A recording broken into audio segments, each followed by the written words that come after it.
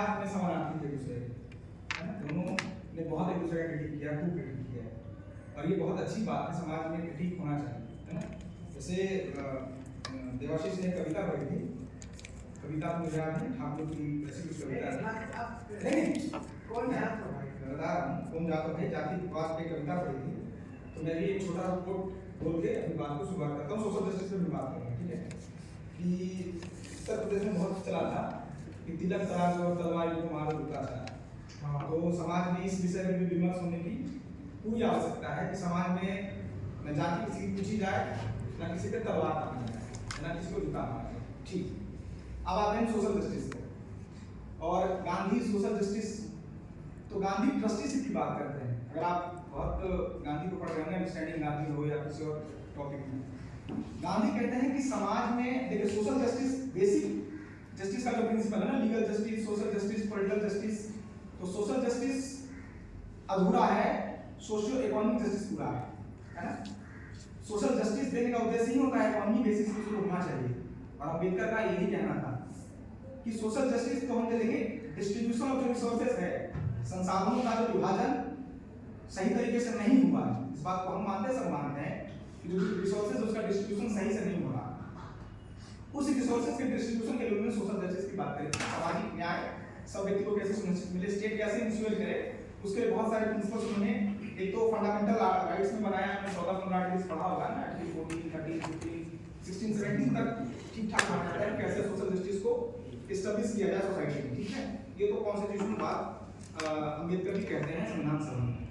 लेकिन जो सबसे महत्वपूर्ण एक व्यक्ति छूट रहा है हमसे, वो गांधी, और गांधी कहते हैं कि ट्रस्टीशिप होना चाहिए सोसाइटी में।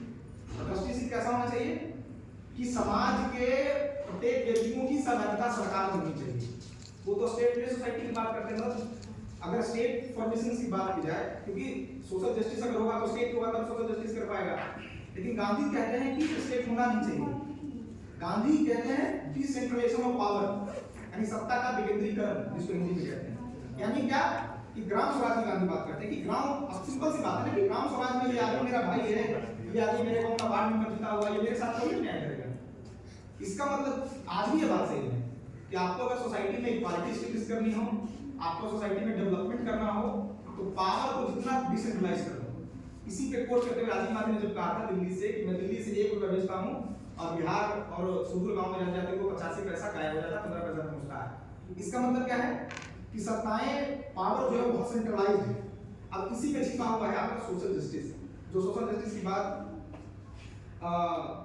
देवाशीष कह रहे थे, या फिर जो ये टॉपिक आज इस पूरे डिस्कशन में रखा गया है ना, कि सामाजिक न्याय को कैसे स्थापित की जाए। तो सबसे मेन पॉइंट्स अगर आप लिखना चाहें या आप उसको समरी में अपलोड करना चाहें, तो कह सकते हैं कि सोशल इकोनॉमी जस्टिस की बात करते थे, जो जिस जस्टिस की बात बाबा साहब भी करते थे और अम्बेडकर भी करते थे। अम्बेडकर बेसिकली ज्यादा करते थे और बाबा साहब कम करते थे। मैं एक बात, क्या बाबा साहब और अम्बेडकर, गांधी कम करते थे। मैं देवाशीष की एक बातों से बहुत एग्री हूँ कि स्टेट जो है सब को इंश्योर कर रहा है, ईडब्ल्यूएस रिजर्वेशन लेकर के आया और भी प्रोविजंस लेकर के आए।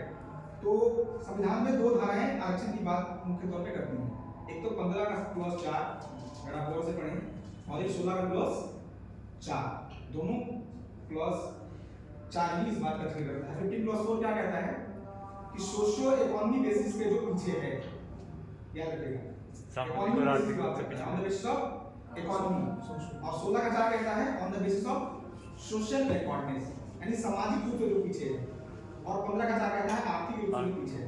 ये तो बाबा साहब का विजन नहीं था, वो बहुत विद्वान आदमी थे, उनको पता था कि समाज में इस चीज की जरूरत है, तब उन्होंने इस तरीके के प्रावधान को क्लॉजेस में डाल के रखा था कि जब जरूरत पड़ेगी समाज को, क्योंकि उनको पता था कि अगर हम किसी को बहुत ज्यादा प्रेफरेंस दे रहे हैं तो एक समय ऐसा होगा कि उस प्रेफरेंस का मिसयूज भी होगा।